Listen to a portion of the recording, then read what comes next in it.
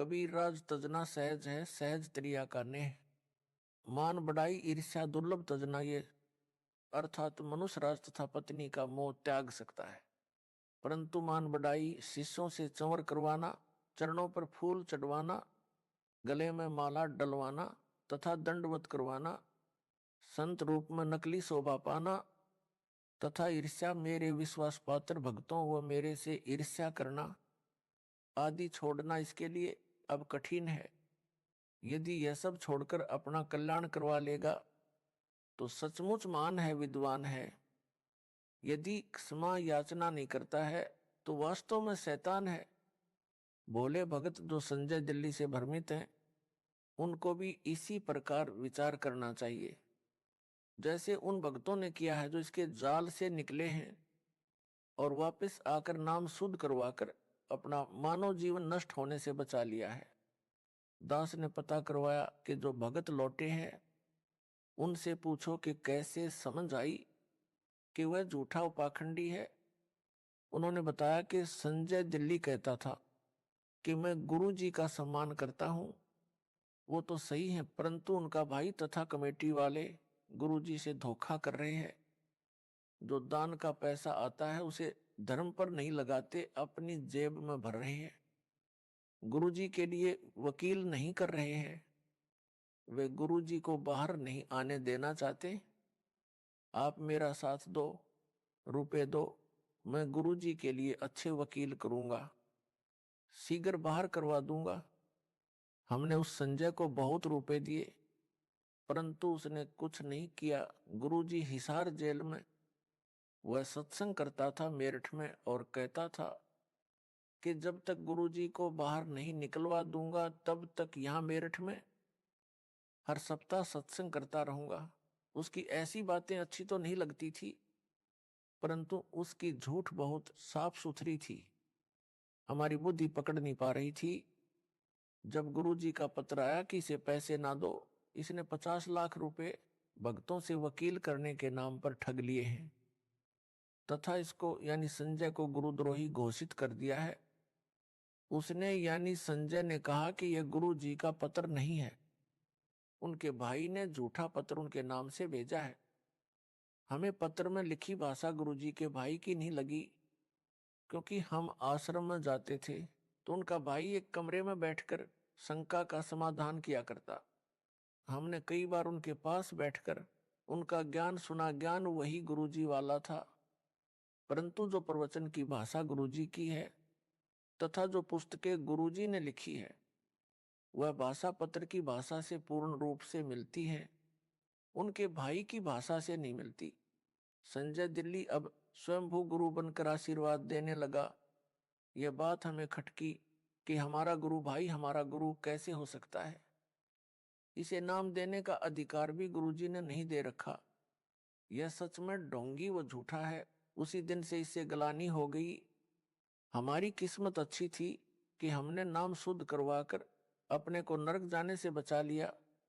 अन्य गुरु भाई तथा बहनों से भी निवेदन करते हैं कि इसके जाल से निकलो और अपने गुरु जी की शरण में दोबारा आ जाओ।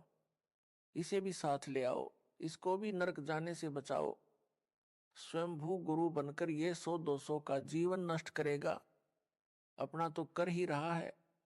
जिन्होंने संजय को आश्रम के लिए जमीन दी है उनसे निवेदन है कि इस जमीन को गुरुजी की आज्ञा लेकर नामदान केंद्र के लिए दे दे।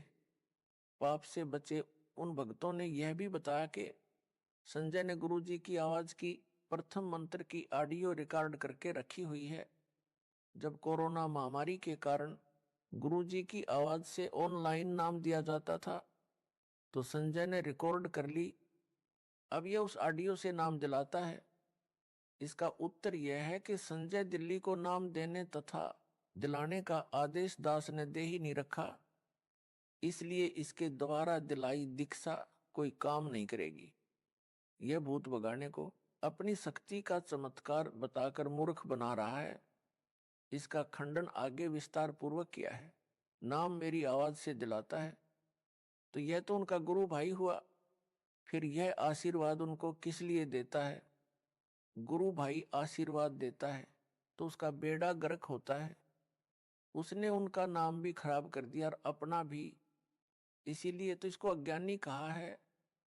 यदि ज्ञान होता तो यह बकवास ही नहीं करता। परमात्मा की आत्माओं के साथ इतना बड़ा धोखा नहीं करता, उनकी मर्यादा भंग नहीं करवाता। यह नकली गुरु नहीं बनता। यह कहता है कि कमेटी वाले सारा दान आप रख लेते हैं, धर्म में नहीं लगाते। हे भगत जनों, यदि इस पापी की इस झूठ को सच्चा माने तो भी वे केवल धन हानि कर रहे हैं। धन तो परमात्मा और दे देगा, लेकिन यह संजय तो उनके मानव जीवन को ही नष्ट कर रहा है। गुरु से दूर करके काल के जाल में फंसा लिए। घर के छोड़ेगा ना घाट के। प्रमुख सेवादारों को उन भक्तों ने बताया जो संजय दिल्ली से भ्रमित हो गए थे और सच्चाई जानकर लौट आए हैं। नाम शुद्ध करवा लिया है। प्रमुख सेवादारों ने मुझ दास को बताया। वापस लौटे भक्तों द्वारा बताए गए कुछ पाखंड जो संजय दिल्ली करता है, वह भ्रम फैलाता है, उनका खंडन करता हूं, जो इस प्रकार है।